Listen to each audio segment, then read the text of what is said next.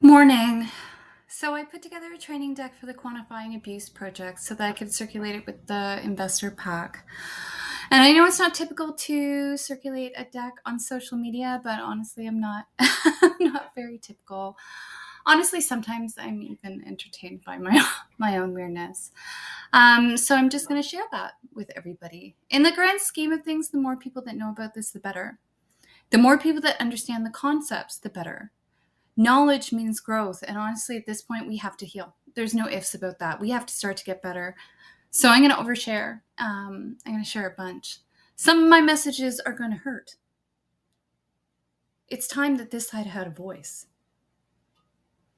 So anyways, I added a catchphrase on the title slide and it says finding the trees through the forest. And this is a spin-off of the finding the forest through the trees because that's basically what we're going to be doing. If you participate in this piece of the initiative, we're going to be looking at your forest and trying to find the trees, which is the abuse points. So today, I'm going to give you a high-level project overview, and then I'm going to welcome you to the team. If you're participating in this, if you're doing this part of the project, you're part of a community now. We're family. Hi. And I have a sort of a sneaky motive here. I started to realize, how the hell do you find all the light bulbs? Well, a lot of them have been fed on. Anyways, I'm going to welcome you to the pack. I'm going to go over the template. I'm going to give you an overview there, and then I'm going to give you step-by-step functionally how you actually do it. Finally, I'm going to give you an organization overview because we're not even close to done yet. And then I'm going to give you my contact info.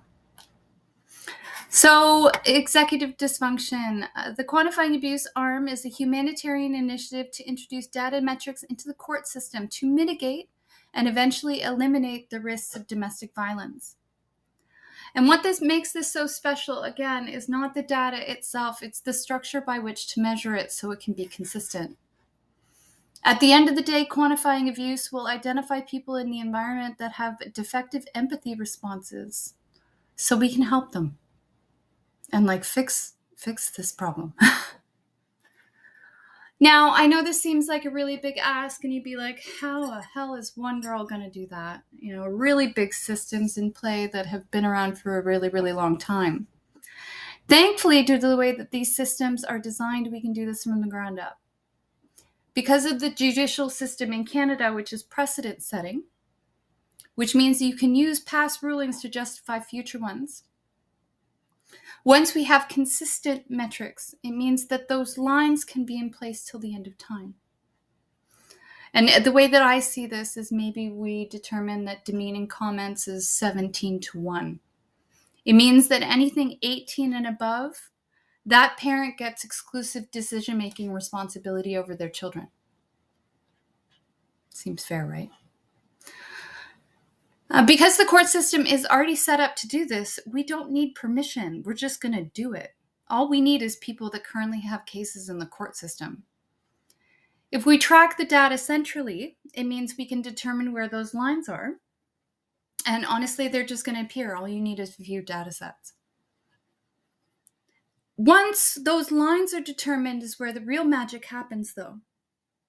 Once you determine, say, demeaning comments are 16-1 in a time period, you will have a person that will send 15, right? There's going to be people in the community that butt up against those lines on purpose. But the beauty is they're going to have to start counting and looking at what they do, and that's where the real magic happens.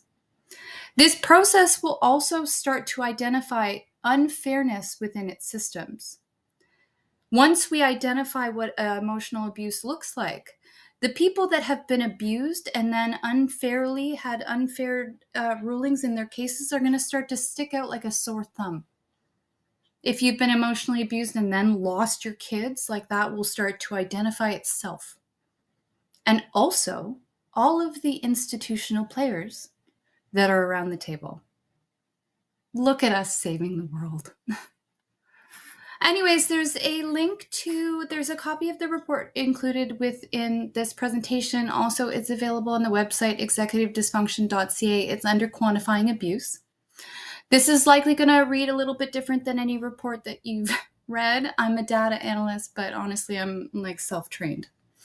The first half of the report is an outline of the structure of emotional abuse, and the second half is the metrics from my case, and it's the structure that's the most important.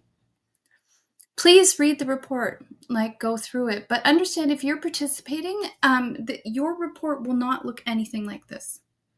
This is way overdrawn. Like I went really deep into some of the concepts of abuse because I want to explore this further. To participate in this part of the quantifying abuse arm, like for you to save the world, all you need is 3 numbers.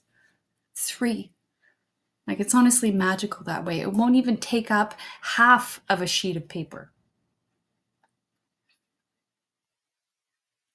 So slide 6 says, welcome to the pack. If you are participating in this, I want you to understand, yes, you're now welcome to the pack. If you watch any of my content, you understand that I'm smooshing all of my life together in one place, and that's because it's one life.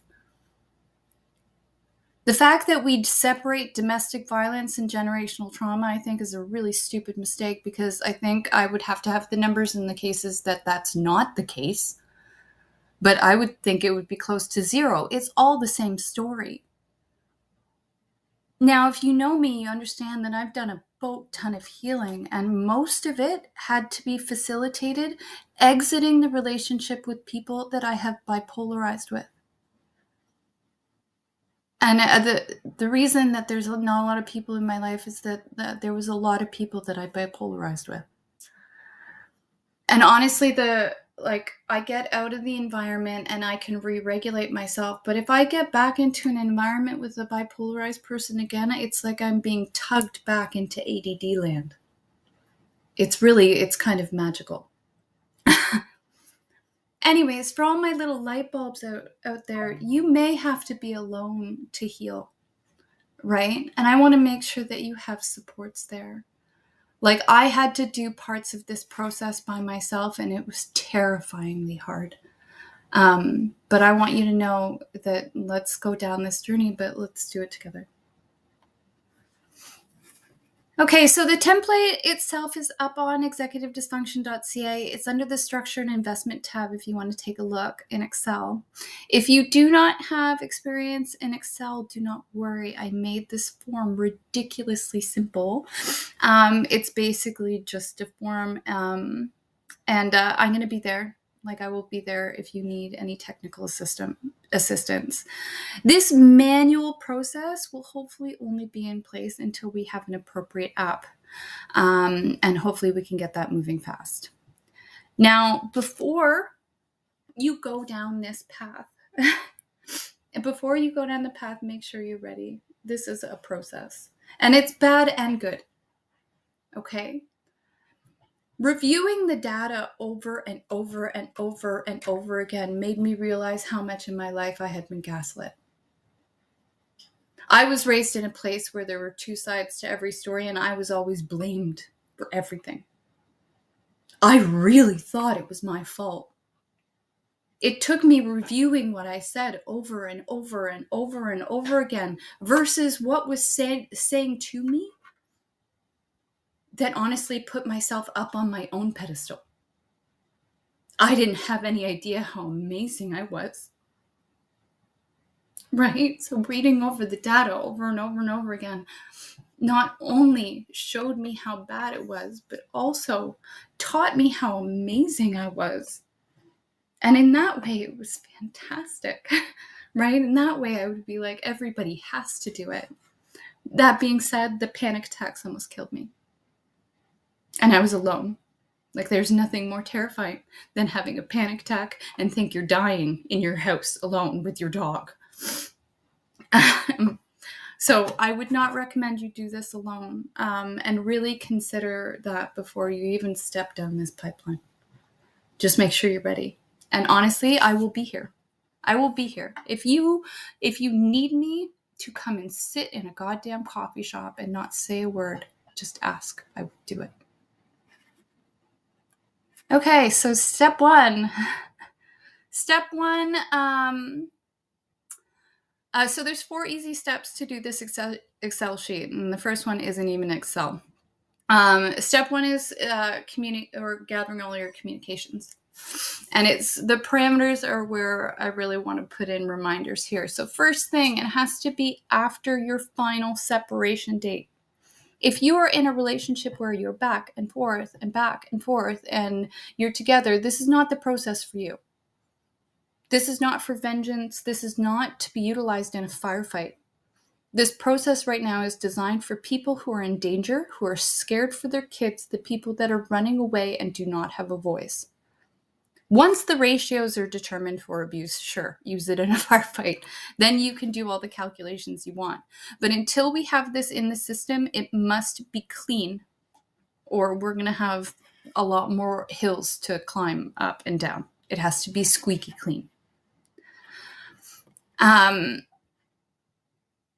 So at this point, there's no recommended kind of communication, like whether it's email or text or WhatsApp or whatever. Those recommendations will come with the app. I do have, however, some learnings that came out of my process. Like, do not save everything in PDF. That was a pain in the ass. I had to OCR and I basically had to do it manually. Anything in a downloadable CSV format would probably better.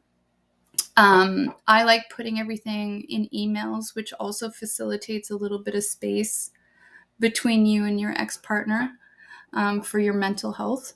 But yes, so it has to be communications, and it must be all communications. And this is another parameter I have to stress.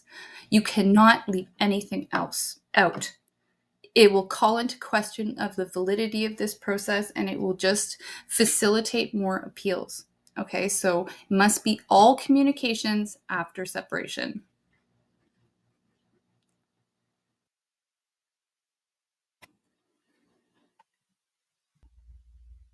Okay, so steps 2 and 3 are both filling out Excel forms. Step 1 or step 2 will be the full text sheet. And this data is to facilitate harassment metrics. So you'll be tracking each communication on its own line. So really simple data. So date, time, type of communication, speaker, and you'll be copy and pasting the full text in the full text cell.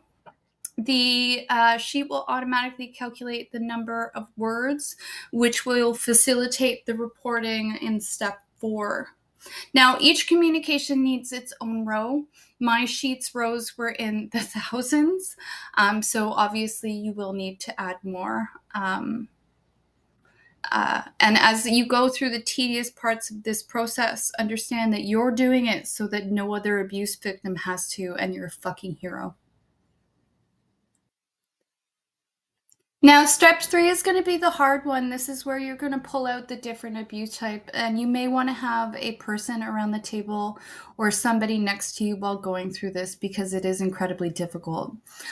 I have included fact sheets on demeaning, threatening, and blaming so that you can take a look at the examples while you're pulling out this data.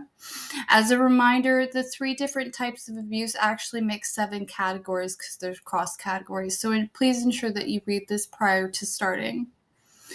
And step 4, finally, is just pulling out the data. And honestly, this is the easiest step because it's automatically calculating. On the final tab of the reporting template, these numbers will just appear.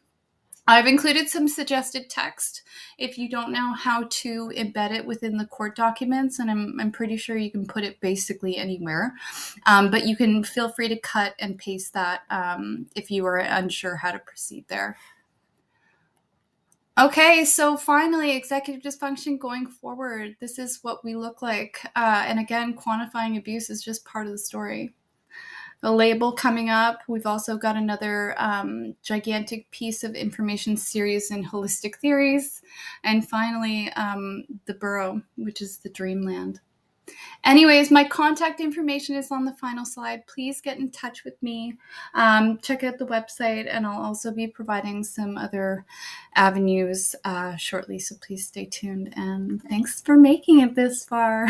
Yeah, good job.